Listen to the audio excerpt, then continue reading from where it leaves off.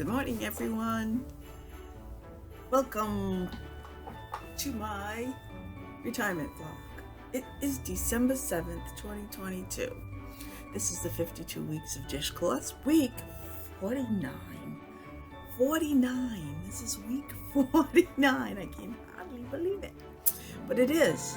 So thank you for joining. I'm very happy to share my week 49 with you. This is December 7th, as I said. I was going to do Vlogmas.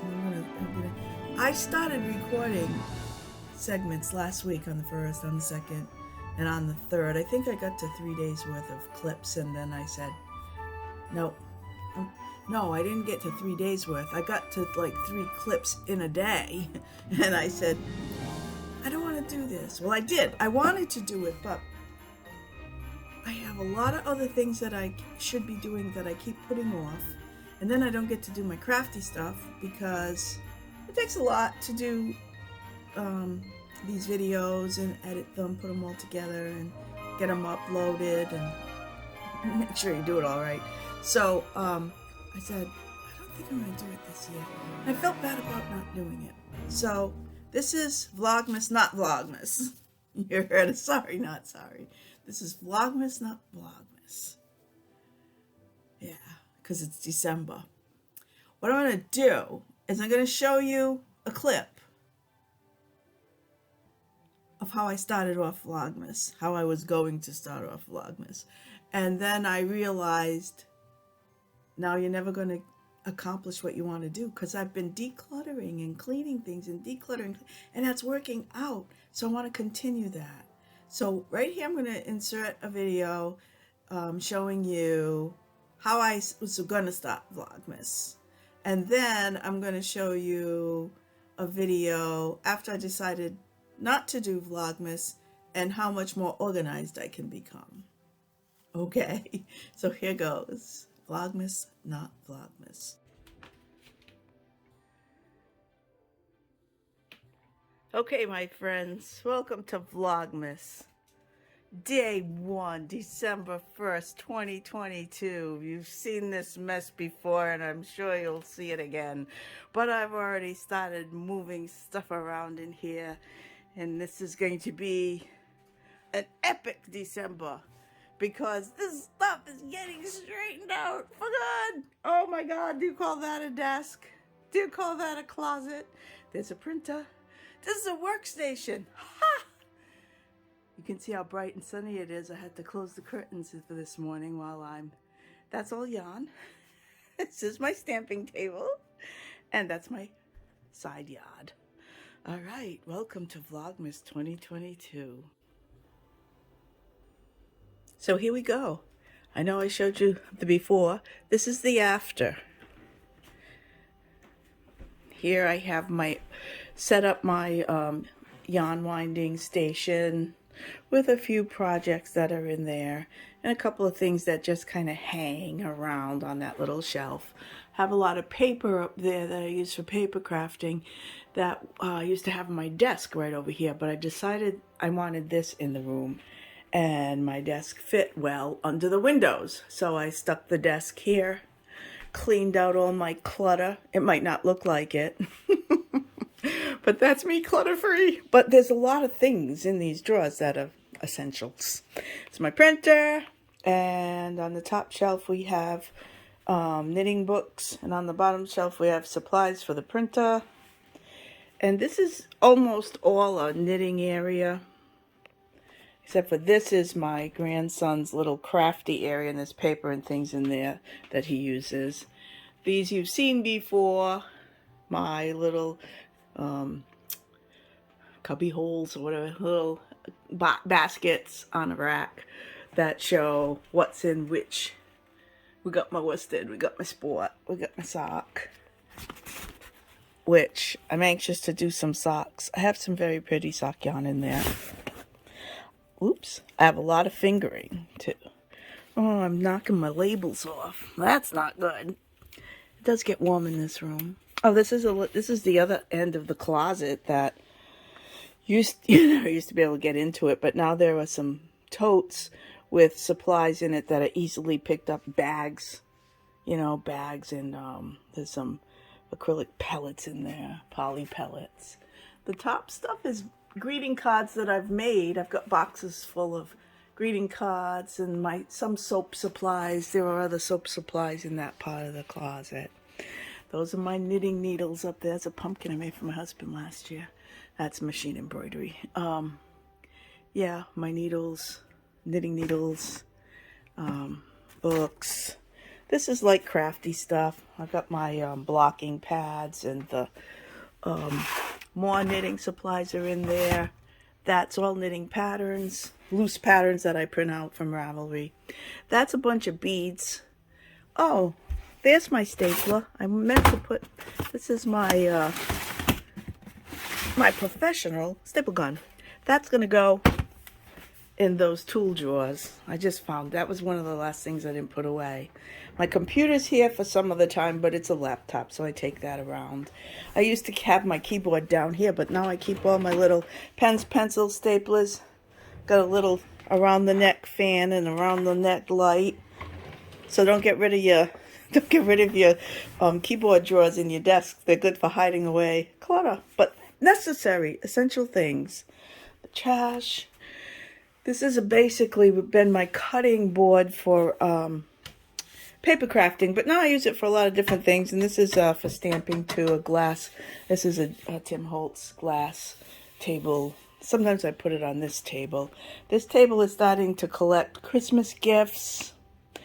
Yes, look at this. I ordered something from somewhere, and I'm not going to say what's in it because someone might watch my video and see something he's not supposed to see. And I use the window for decorations and putting pencil cups and stuff in the winter when the air conditioner is out. This year, instead of stamping cards, I'm making machine embroidered greeting cards for Christmas. See that? That was my first one. I've got another pattern that I'm going to try out.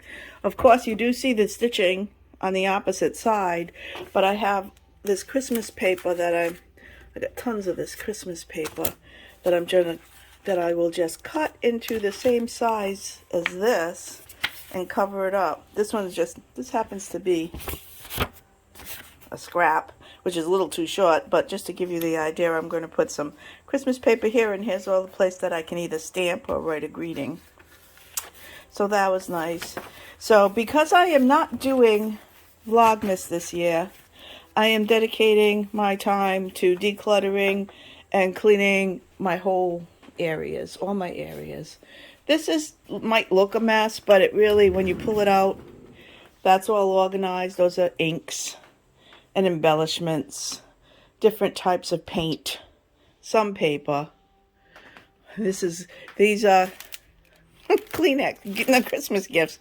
I always make these tissue covers. That's all my ink. Well, a lot of my ink. Those are punches to punch out shapes, as are these punches to punch out shapes. Got a lot of ribbons and card embellishments up there. And stamps and stamps. This is all my counted cross stitch and floss, counted cross stitch projects and supplies. There's some more paper under there. I found these two books up in the attic, and the dog immediately chewed them up, but he didn't get the good part, the pages. And it's got all kinds of weekend crafts. It's this old family circle set. I think I'm going to take them out and put them in a big binder, because those binders are heavy. I might be able to get something lighter. More paper, more stamps, more supplies. This is a little photographing area. I think I always show this. This is when I want to photograph cards that I make or things I want to put on eBay. Like you take an item and just stick it up against the white background, and you can pretty much work it to where you don't have any shadows. More supplies for stamping, more supplies for cleaning. My antique, this is really cute. This is my antique sewing box, which opens up like this. You've probably seen them. I bought this online on eBay from Craigslist Hunter. It really holds a lot of stuff. This I carry around and do my hand sewing when I want to go in the living room at night or whatever. Let's see if I can put this together with one hand. I don't know. Not bad. It's old and it's in pretty good shape. And I got rid of tons of magazines and craft books, but I saved this bottom shelf because I had some really nice books that I might get inspiration from when the spirit moves me. So that's this whole room, totally cleaned, decluttered. All the things that are here are things I need, like these basins to wash my nets. I got tripods. Excuse me. My gleaner. Just things that I'm going to need here. I got, to do my crafts.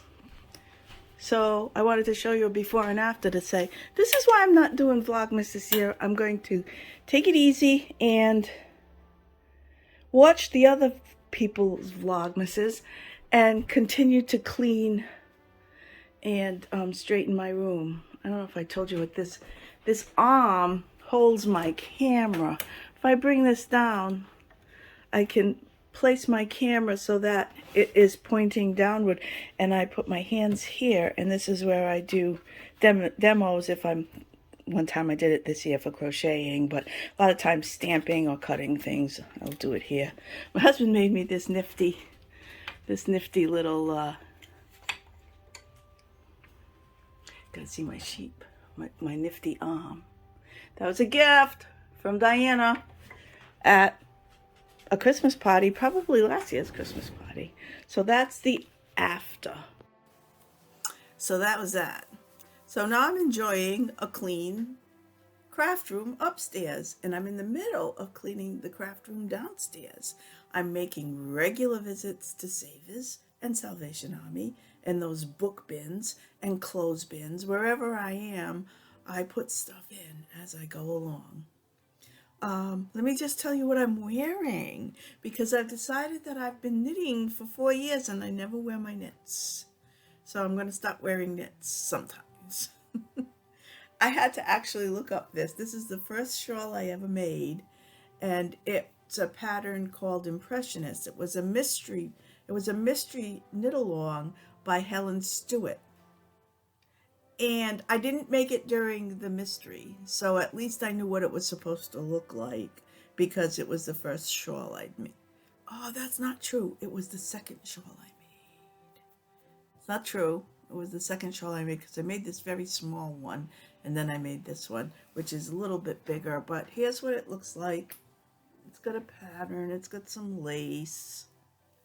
And the yarn is mostly Madeline Tosh, because one day I took a ride up to Webb's. It was the first time I ever went there. I was by myself because I didn't have any knitting friends then, and they're not going to make anybody drive all the way up there just for a ride. So, well, not anyone from Rhode Island anyway. So anyway, they had a sale and there was a lot of Madeline Tosh, and there's probably something else in here. I don't remember what it was, but I matched up best I could.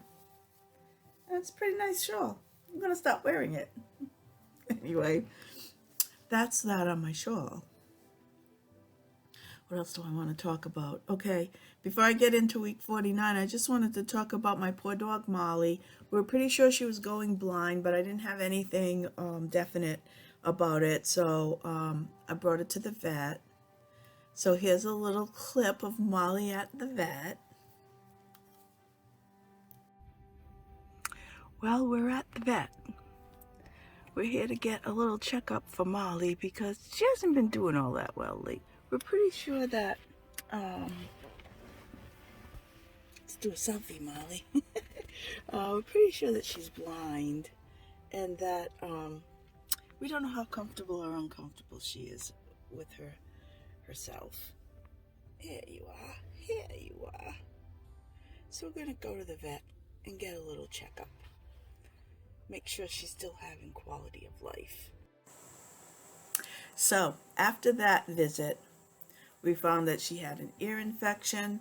She was still being troubled with allergies, even though she's not biting her feet anymore, but her skin was very red and she had been boot scooting around, and I thought it was an anal gland issue, but the doctor said no, she believed it was allergies. So she got a Cytopoint shot. They took her blood pressure. She's high. So they prescribed some blood pressure medication for her. She also had a blood panel done because of where the blood pressure was. The vet wanted to be sure that her kidneys were okay. I think that's what she told me.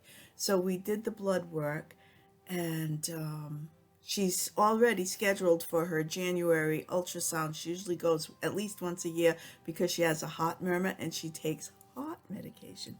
Mind you, this dog is 11 years old. She's not like 18 or something. So let's see. Yeah, so there was that. Oh, and she had what I thought was her right ear, an ear infection, and it was, so I got antibiotic for that. Was that everything? That was everything for that doctor. Oh, yes, and the doctor wanted me to have her checked out by an ophthalmologist for animals.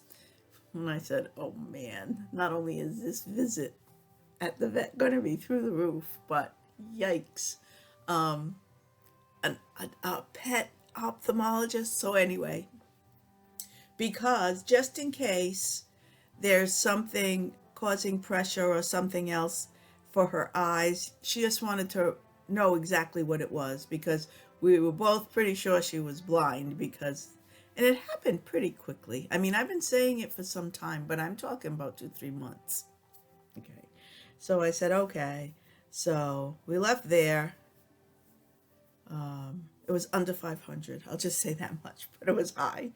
Then we left to, let's see. So I went home and I decided, she's right.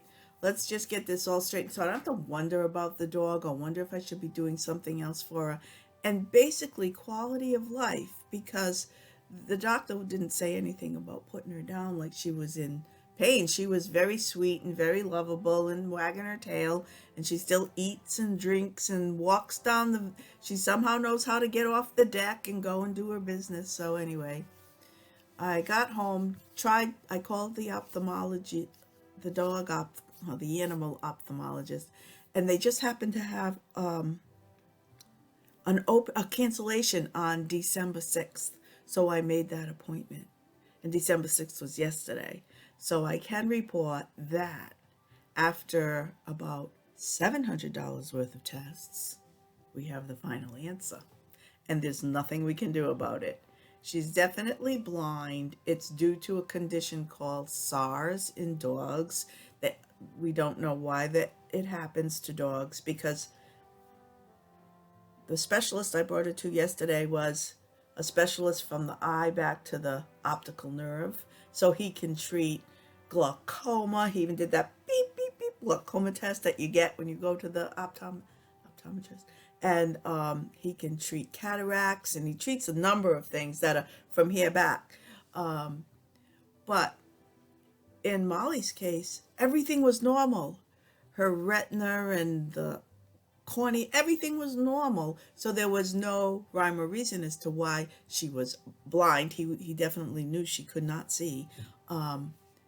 So he said there's either an issue with the optical nerve in the brain, which could be stroke or any kind of thing, and he doesn't deal with that. That's a neurologist. I have to take her to a neurologist. And I thought to myself, well, what else do you want to tell? And so he said there are other things. There's this one other test that he can give her, an ERG, which tests something. I had a lot of charts and a lot of writing on the whiteboard, and I was trying to take it all in.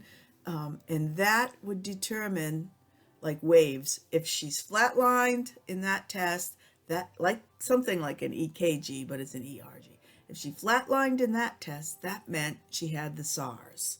And it's not reversible. We don't know why dogs get it. Dogs get it. They become blind very quickly.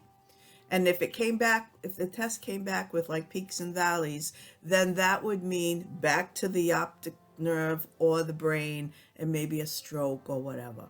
So I said, you know what? I'm here. Do the tests. because I think the rate for that is like around $200 for the visit, and the test was $500. I said, do it.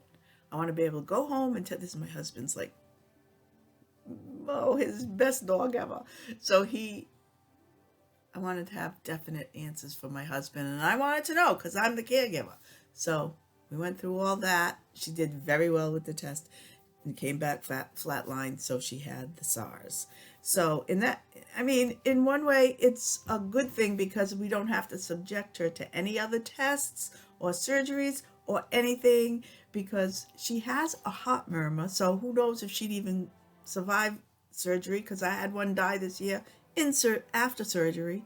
So anyway, that's all done. No treatment, no nothing. Just help her. Pull her away if she walks into a wall or if she gets stuck under a chair. And that's happening now pretty much. But she, as the doctor says, not to worry. She can have a good life. They're not so emotionally upset about becoming blind. It just happens to them. They don't know what's going on. So it's not like they get emotionally upset. They don't read. They don't drive. They don't, place as much value on their eyesight as we do, because they have very strong senses of smell and hearing and even touch, because she can touch to the end of the porch and knows where she has to start going down the stairs. So she still pretty much takes care of herself as far as, personal duties and all that kind of stuff. So we're going ahead, and I told my husband, don't be sad. Be happy. And they gave us a lot of literature on how to care for blind dogs. So that was yesterday with Molly. So that got taken care of. And let's see, what else? I don't know. Let's go on with why I'm doing this vlog. Let's do the 52 weeks of dishcloths. What I'd like to show you is what the accumulated dishcloths look like, because we've only got a few weeks to go. So we've kind of outgrown this this box. What I've done is did I show you these last? I might have already shown you these labels. I just cut out a bunch of labels, just, made some asterisks and printed out my name on the dishcloth label. And these have not been wrapped yet. You've seen all of these. As of today, because I've given some of mine away, as of today on week 49, I have in this box, and with those 5 that I just showed you, 45 dishcloths here, because I have already given some away. I gave a set away. I don't know if you remember, I made like a towel, a face cloth, and a little bag, a soap sachet bag. I gave that to my sister-in-law for her birthday. I don't know if I ever told you, I went to the to get my oil changed in the car tech there. Her name was Mindy or Melinda? Mindy was her name, and she saw me with a knit bag, and she said, oh, I love that bag. She goes, what are you doing? I said, oh, I'm making dishcloths. And then I always feel the need to explain, people like cotton dishcloths. Some people like cotton dishcloths, and I'm making them. I have a YouTube channel, and I've been doing them I want to do them for the full year. She goes, oh, do you sell them? People ask me that a lot, and I said, no, I don't sell them. And so, did I already tell you this story? Well, anyway, I gave some to her. I gave her 4 or 5. And then we had a quilting Christmas party for our quilting group Sunday. And I put a bunch in a bag and had everybody pick some out. So I gave away 10 at the Christmas party. And I'm left with 45. I have 45 that I still have ready for gifting. And all I did was just fold them up into things about this size and put a label on them with a piece of tape. And they're very cute. I think they're very cute. Even the round ones. This is how I folded up round ones. And you'll remember this one with the scrubby stuff. But anyway, I wanted to show you all the possible Christmas gifts. Okay, today, week 49. I bought this pattern on Etsy because I wanted something special for my last few dishcloths to round out the year. and I didn't have anything quite as festive as this. Creative Grandma on Etsy sells this snowman dishcloth. It's patent number 566, and Creative Grandma is Glenda Winkleman. The skill level is beginner, and it's 8 inches by 8.5 inches. So it's a little snowman made out of the cotton cloth. And I made him. I just finished him up this morning because I did the final details this morning. I was getting tired last night. And here he is. I think I probably could have used a smaller hook because he came out kind of big, but I think he's so cute. I kind of slanted his eyes, little carrot nose. Each section doesn't take very much. I think I made the hat a little bit bigger. I think it was supposed to be one smaller. I'll tell you why. The directions were pretty good, except she never told you which was the right side or the wrong side. I probably should have figured that out. But also what happens is you start this thing here, I think. Here, and you go up to about here, and then you turn it around and you put this piece on the bottom. And so I thought that looked too short, so I made it longer. But you know what, in the scheme of things, I don't think it matters. It's just got a big top hat on. So you can use up a lot of scrap, just a little bit of green, a little bit of red. You don't have to have a blue hat. You can have any color hat you want. A nice, I almost used a blue variegated, but then I found this because I'm still using up scraps. So that's it. Today's is the snowman. I don't think it was expensive. It might have been $1.50. I'm not sure. I'll look up the price. I'll put it in the box below. I'll put it in the description box with a link to Creative Grandma's Etsy page in case you're interested in buying the snowman. I have people in my family that really like snowmen, and I have a person in mind to give that to for Christmas, so that's why I wanted to get a snowman in there. I think that's all I wanted to talk about today. Yeah. So it's Vlogmas, not Vlogmas for me. I might be, maybe if I find something interesting, I might be doing a few more videos, more than just my Wednesday videos, because it's getting to be holiday time. But I'm definitely skipping Vlogmas this year. But thanks for watching, and I'll see you next week. Bye now.